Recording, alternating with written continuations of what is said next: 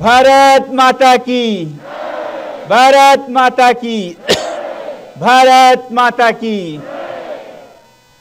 बहुत बहुत धन्यवाद। आज यहाँ लेह के नवांग दुर्जिस तोपदान स्टेडियम में आप लोग एक धन्यवाद सभा में आए हैं, तो मैं ये आज का धन्यवाद अर्पण करूंगा उन लाखों बल्कि करोड़ों भारत के नागरिकों का जो कि गुमनाम हैं, बेनाम हैं, अपने अपने शहरों से जो उनसे बन पड़ता है वो कर रहे हैं लद्दाख के समर्थन में। आप सबको मेरा सलाम, आप सबको मेरा नमन कोटि कोटि।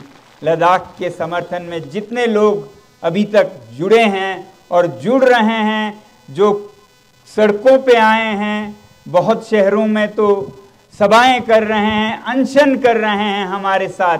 आज सुबह मैंने वीडियो कॉन्फ्रेंस से एक सज्जन का अनशन तोड़ा जो पुणे में 10 दिन तक अनशन पे रहे लद्दाख के लिए। उनका अनशन हमारे साथ उन्होंने ख़त्म किया। तो उन सब को मैं लद्दाख की तरफ से हार्दिक धन्यवाद देना चाहता हूं। और वैसे तो होना भी चाहिए, हम एक देश हैं, एक जनता हैं पूरे भारत की। तो जब एक हिमालय पे संकट हो तो पूरे भारत का संकट है, और ऐसा ही आपने प्रतीक दिया इस तरह से लद्दाख के इस आंदोलन के साथ जुड़कर। तो लद्दाख की पूरी जनता, बल्कि लद्दाख के पहाड़, लद्दाख के ग्लेशियर, लद्दाख के फूल, पत्ते, पक्षी, पशु सब आपका धन्यवाद करते हैं। अब जरा बात करेंगे हम क्यों हम ये आंदोलन कर रहे हैं। बचपन में हमें सिखाया गया था कि अपना हक मांगना सीखो, अपना हक लेना सीखो, मांगने से भी ज्यादा लेना सीखो जो आपका हक है। वचन का पालन करना सीखो, वादों को निभाना सीखो, सच्चाई पर चलना सीखो। ये सब हमारे विद्यालयों में, भारत के पाठ्यक्रम में हमारे शिक्षकों ने हम में ठूस ठूस के भरा है। और अब नहीं होता हमसे जब कहीं अन्याय हो और वो हम पे ही हो, तो और भी आवाज़ उठाना नेचुरल है, प्राकृतिक है। तो ऐसा ही कुछ ज़रूरत लद्दाख में पड़ी है, क्योंकि लद्दाख में जैसा आप लोगों को मालूम है, लद्दाख का ये पर्यावरण बहुत ही संवेदनशील है, नाजुक है, बिगड़ सकता है, बहुत अलग है ये बाकी देश से बल्कि दुनिया से।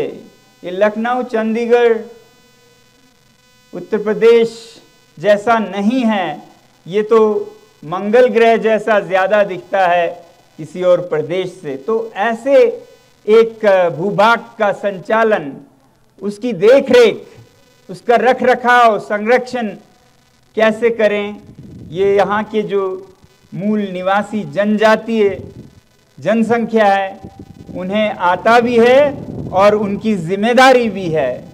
तो इन्हीं जिम्मेदारियों को निभाने के लिए जब लद्दाख जम्मू कश्मीर से अलग हुआ एक यूटी बनकर, तब हमने 2 उम्मीदें की थी। पहली तो कि इन पहाड़ों को, इन जनजातियों को संरक्षण 6वें शेड्यूल में मिलेगा। भारत के संविधान में जो रखा हुआ है भारत माता ने ऐसे पुत्रों पुत्रियों के लिए जो थोड़े अलग जीवन जीते हैं, पहाड़ों में हैं, कहीं जंगलों में हैं, जिन्हें हम इंडिजिनस पीपल, ट्राइबल पीपल या जनजातीय लोग कहते हैं। असल में ये एक रखवाले हैं भारत के प्राचीन ज्ञान का। आज दुनिया को, भारत ही नहीं दुनिया को इनसे सीखने की ज़रूरत है कि इस पृथ्वी पर अगर शांति से रहना है तो कैसे जिएं, वो इन जनजातियों से सीख मिलेगी। तो इन्हें संजोए रखने के लिए ये 6 शेड्यूल की उम्मीद लद्दाख के लोगों ने ज़रूर की, क्योंकि यहाँ पर 97% जनजातीय संख्या है ऐसा कहा जाता है। तो ये तो एक बिना सोचे समझे, मतलब प्राकृतिक सी बात है कि ये शेड्यूल यहाँ मिले। और इसी तरह से सरकार ने वादे किए कि ऐसा ही होगा। जब यूटी बना, जिस पर हम बहुत खुश हुए, कृतज्ञ हुए, उसके बाद उन्होंने फिर वादे किए कि ये संरक्षण भी आपको दिया जाएगा। और इन वादों को चुनावों में, घोषणा पत्र में लाया गया, मैनिफेस्टो में नंबर 1, 2, 3 पर।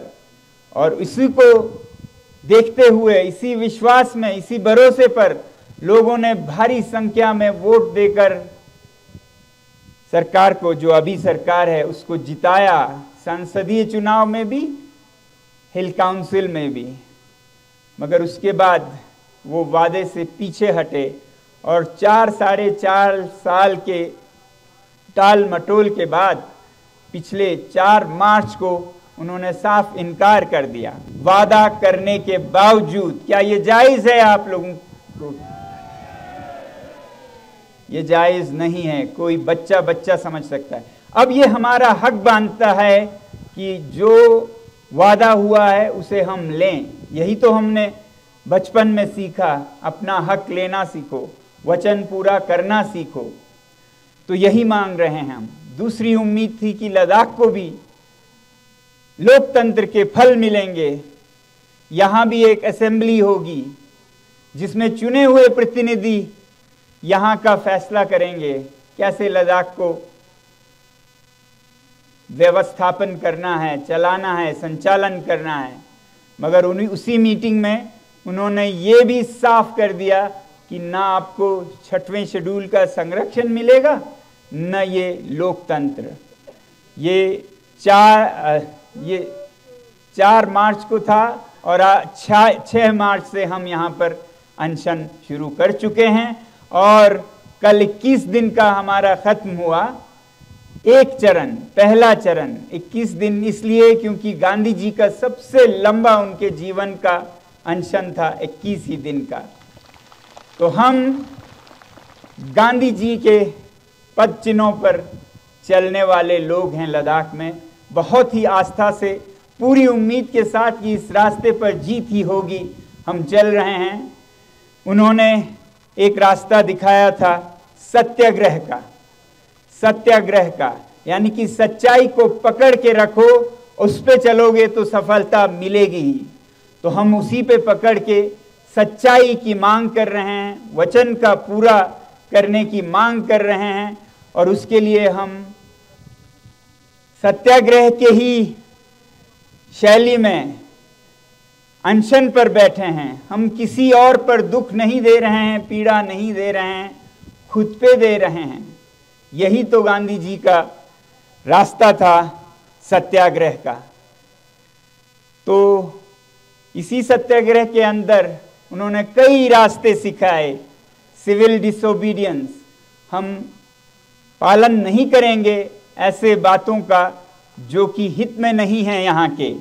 तो मैं आप लोगों को ज़रा बताना चाहूँगा अगले आने वाले समय में हम क्या क्या करने वाले हैं और किस तरह से गांधी जी के पथ पर चलने वाले हैं। तो अभी 21 दिन का तो ठीक गांधी जी के अनुसार हम चले। और अब इस चरण के बाद दूसरे चरण में बैठे हैं हमारे लद्दाख की महिलाएं। वो आज से अनशन पर बैठी हैं, लंबी अनशन पर। और फिर उनके बाद युवा बैठेंगे अनशन पर। और उनके बाद फिर भिक्षुगण जो मठों से गुम्पाओं में हैं, हमारे लद्दाख के धार्मिक गुरु, वो बैठेंगे। फिर बड़े बूढ़े बैठेंगे। फिर हम दोबारा से शायद मुझे बैठना पड़े। हालांकि हम सब उम्मीद करते हैं तब तक सरकार को अपना फैसला एहसास होगा कि उनके फैसले में कुछ ऊंच नीच रह गई, लद्दाख के साथ अन्याय हुआ। साफ साफ वादा करने के बाद सरकार खुद पीछे हट गई। ये उनको शोभा नहीं देती है। जो सरकार सच्चाई की कस्में खाती हैं और जो सरकार अभी फिर चुनाव में जा रही हैं गारंटीज के साथ, वो अपने घोषणा पत्र में क्या जवाब देंगे और क्या मुंह दिखाएंगे जनता से अगर लद्दाख का ये कहानी चलता रहा। तो इसलिए हमें बहुत उम्मीद है कि अगला चक्र सत्याग्रह का, अनशन का हमें न करना पड़े, उसकी हम पूरी उम्मीद करते हैं, मगर पूरी तरह तैयार भी हैं। तो ये रहा अनशन की बात। अब गांधी जी ने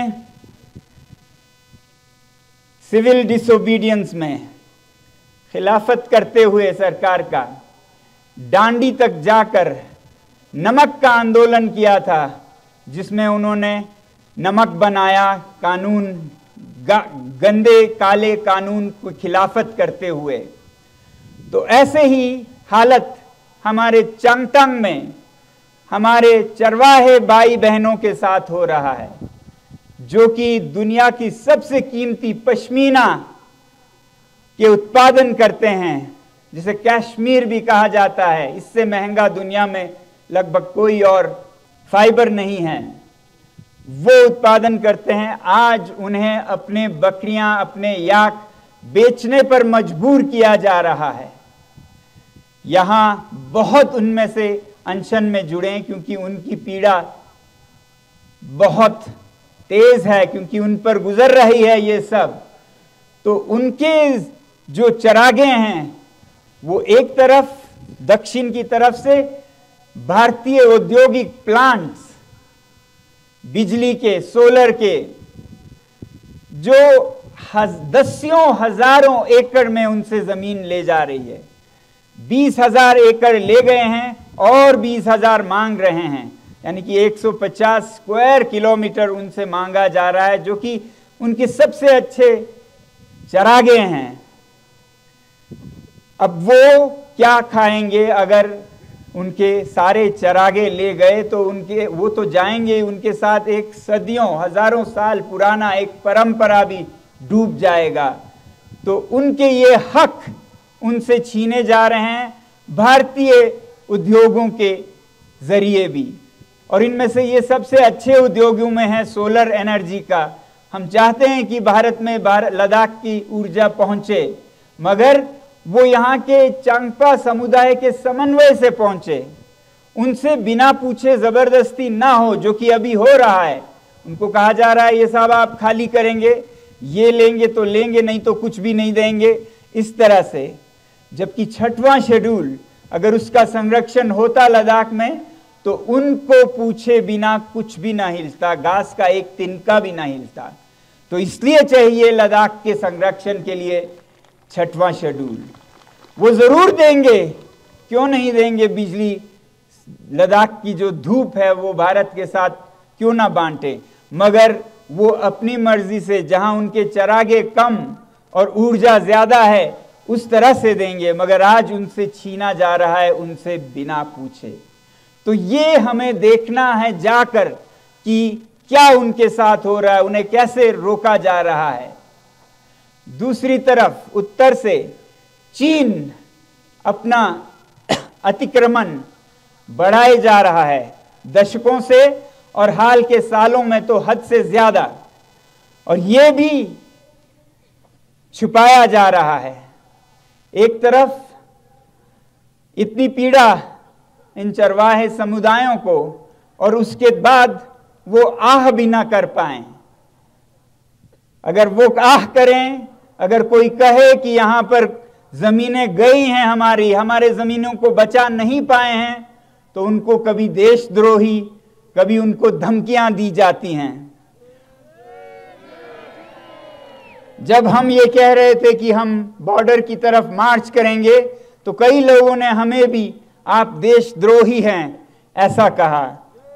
तो मैं कहता हूं, हाँ, हम आह भी भर लें तो हो जाते हैं बदनाम, वो कत्ल भी करें तो चर्चा नहीं होता। ये हालत है आज की सरकार की। हम पे जो जुल्म हो रहा है, हमारे सर कट रहे हैं, हम आह करें तो देशद्रोही बन रहे हैं। जो 4000 स्क्वायर किलोमीटर चीनियों को सौंप दे, चर्चा नहीं होती। तो अब होगा लद्दाख के लोग जाकर वास्तविक भूमि पर उद्योगों को कितना चरागा जा रहा है, कितने किलोमीटरों, मतलब एक पूरा शहर जितना जमीन उद्योगों के लिए चरवाहों के चरागे जा रहे हैं, दूसरी तरफ उससे भी 20 गुना ज्यादा चीन को जा रहा है। तो क्या हालत है इन चरवाहों की, देश को दिखाने की जरूरत है ताकि उन्हें समझ आए कि ये संरक्षण लद्दाख के लोग कुछ ऐसे ही नहीं मांग रहे हैं, जरूरत है इसकी, उनके जान पे बनाई है, उनके रोजी पे बनाई है। तो इसलिए हम गांधी जी ने जैसे नमक का मार्च किया था डांडी तक, हम चांगथंग मार्च करेंगे। चांगथंग मार्च जिसे हम कहेंगे, क्योंकि बॉर्डर एक तरफ चीन की तरफ है मगर दूसरी तरफ नहीं है। चांगथंग मार्च में हम पूरे देश को सिलसिलेवार लाइव दिखाना चाहेंगे कि क्या हो रहा है। हमें मालूम है अगर सरकार के दिल में सफाई है, उनके पास कुछ भी छुपाने को नहीं है, जैसा वो कहते हैं वो सच्चाई के अनुयायी हैं, तो वो भारत की जमीन पर भारतीय लोगों को जाने में उनको कोई एतराज नहीं होगी। हमारे लिए खुली सड़कें मिलेंगे अगर सब साफ है तो। अगर नहीं है, छुपाने को बहुत है कि हम इतना चरागा उद्योगों को नहीं दे रहे हैं, हम इतना चरागा अतिक्रमण में नहीं खो रहे हैं, अगर वो ये झूठ बोलना चाहते हैं तो वह हमें जरूर रोकेंगे। और उनका रोकना अपने आप में एक बयान होगा, उसी से हमें बहुत बड़ा बयान सरकार का मिल जाएगा कि छुपाने को बहुत है, जमीनें बहुत गई हैं, मगर हम नहीं जाने दे सकते ताकि देश ना देख ले और फिर चुनाव पे असर ना हो। तो चुनाव पे असर होने की बात हो तो होनी चाहिए। अगर पाकिस्तान के साथ पुलवामा और उड़ी का असर आपको अच्छा लगता है तो यहाँ हमारे चरवाहों के साथ क्या हुआ वो भी आपको मान्य होना चाहिए। जो सच्चाई है वो हम दिखाएंगे, हम कोई झूठ नहीं दिखाएंगे। हम इन्हीं चरवाहों के साथ जाएंगे, वो हमें दिखाएंगे कहाँ तक हमारे चरागे थे, आज कहाँ पहुँच गए हैं। दूर से दिख जाते हैं सब, वो हमें दिखाएंगे। तो हमें उम्मीद है कि कोई रुकावट नहीं डालेंगे। हमें पूरा विश्वास है कि हमारी सरकार जनता की सरकार है, लोकतंत्र की सरकार है और पारदर्शी सरकार है। जैसा है वैसा दिखाने का पूरा अनुमति देंगे और इसी में भारत की भलाई है, वरना यहाँ पर फिर और उलझ जाएगा। क्योंकि अगर वो हमें रोकते हैं या ले से जाने से या खारू से या आगे माहे से या चांगथंग में, तो एक तरफ उसका मतलब होगा बहुत कुछ छुपाया जा रहा है, दूसरी तरफ ये कोई 2-4 लोग नहीं होंगे, लगभग 10,000 लोग जाएंगे इस पर। तो गांधी जी का और एक बड़ा कॉल था जेल भरो आंदोलन, तो हम उस पे उतरेंगे। अब तीसरा जेल भरो आंदोलन के लिए मैं कहूंगा तैयार रखें अपने जेलों को खाली साफ करके, हम आ रहे हैं। ये जेल भरो आंदोलन से अभी की ही सरकार ने बहुत लाभ उठाया, क्योंकि गांधी जी के दिखाए इन रास्तों पर बहुत सारे देश चले। दक्षिण अफ्रीका में नेल्सन मंडेला, उत्तर अमेरिका में उनका जो रंग भेद के प्रति आंदोलन था उसमें मार्टिन लूथर किंग, उन सब ने गांधी जी से सीखा। और एक सीखने वाले थे अन्ना हजारे जी, उन्होंने गांधी जी के इस पथ पर 2011 में जेल भरो आंदोलन और सत्याग्रह अनशन का आह्वान दिया, क्योंकि वो करप्शन भ्रष्टाचार के खिलाफ लड़ रहे थे। उस आंदोलन में तो भारतीय जनता पार्टी को सबसे बड़ा फायदा हुआ और 2014 में वो जीत गए, उनके पास सरकार पहुंचा। तो अब उनकी बारी है दिखाने की कि वो उसी सच पे चल रहे हैं जिस सच के सहारे वो सत्ता में आए।